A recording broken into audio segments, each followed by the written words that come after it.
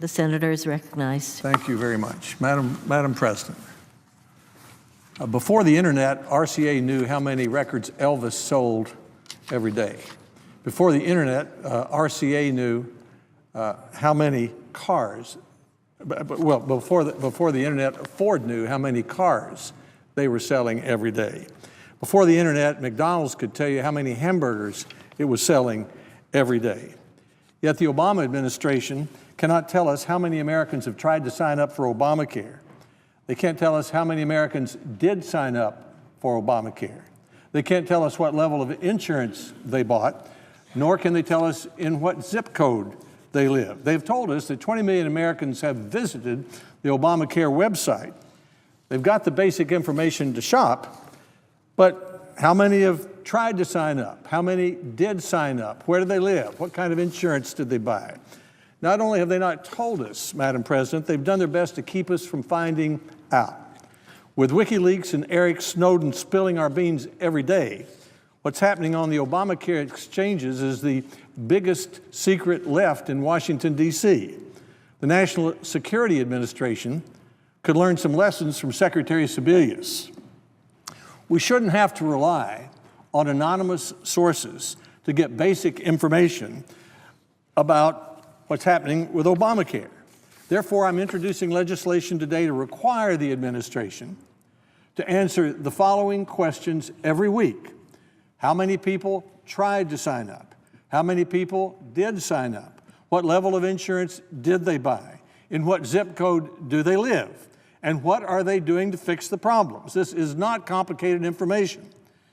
In the internet age, the administration ought to be able to provide this information not every week, but every day. In fact, they should be able to provide it every minute.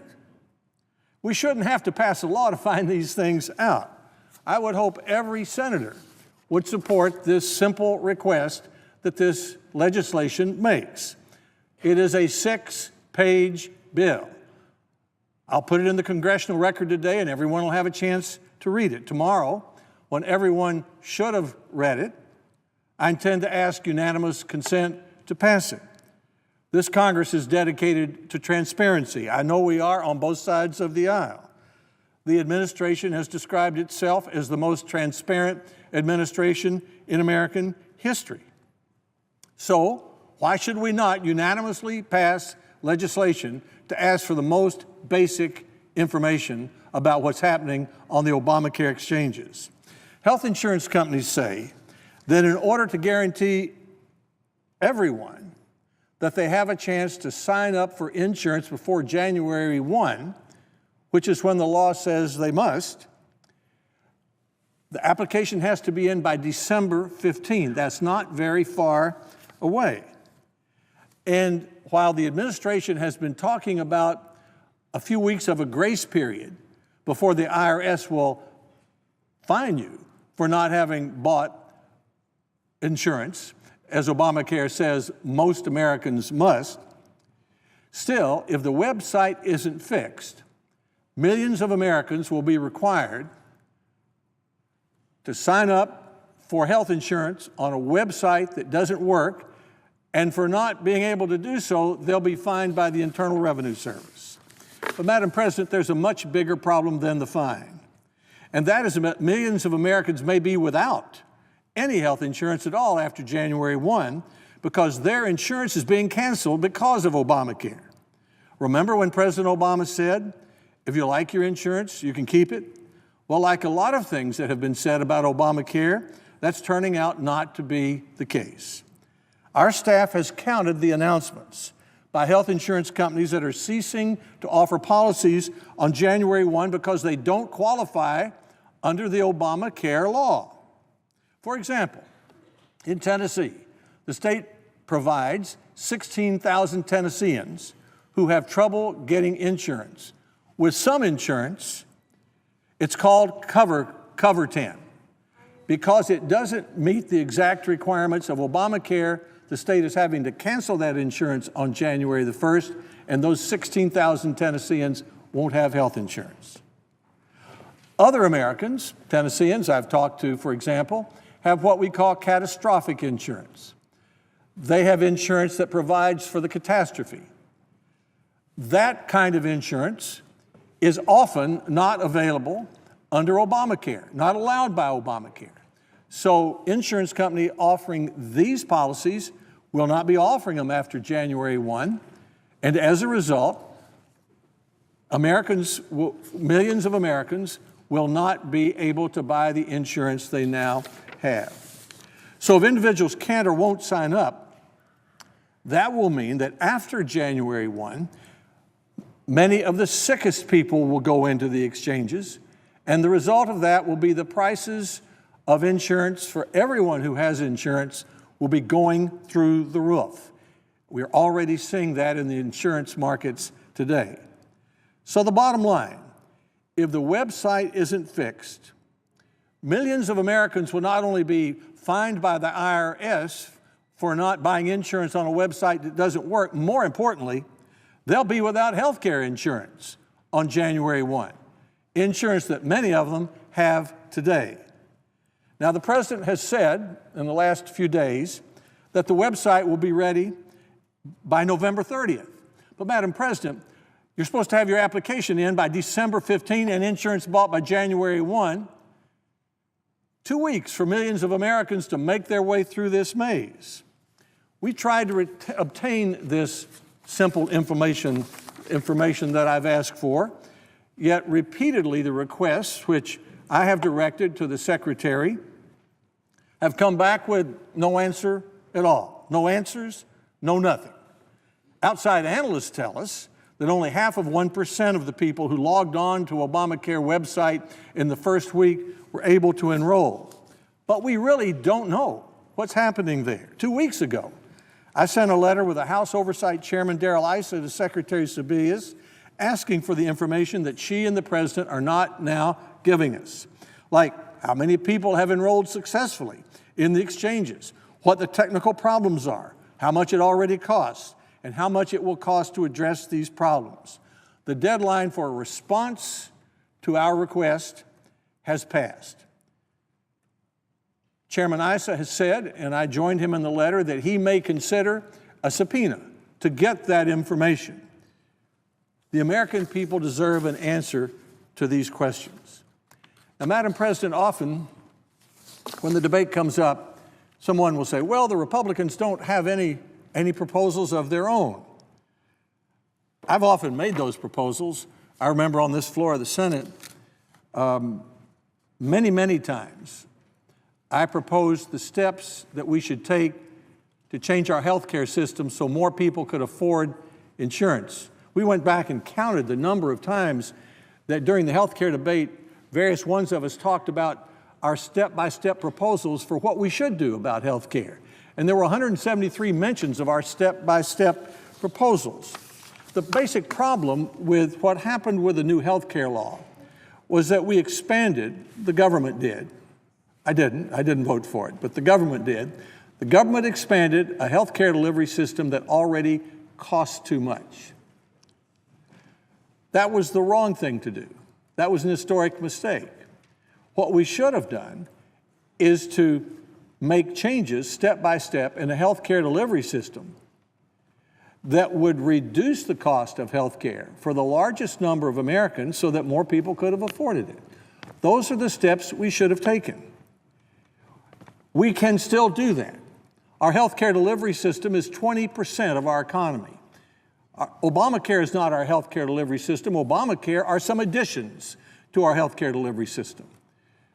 Obamacare is an expansion of a health care delivery system that already costs too much. It is making some changes, such as the one we've described earlier in my remarks.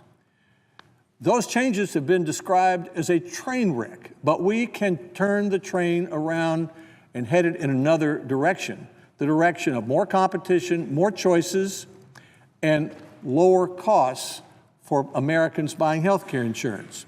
How could we do that? That's a subject for a long discussion. But here are a few of the ideas.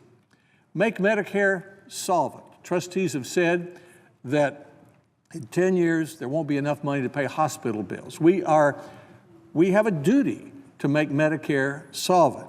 Reform Medicare Advantage to increase more choices, put it on a more level playing field with Medicare. That will provide more options. It should save some money. Make Medicaid more flexible.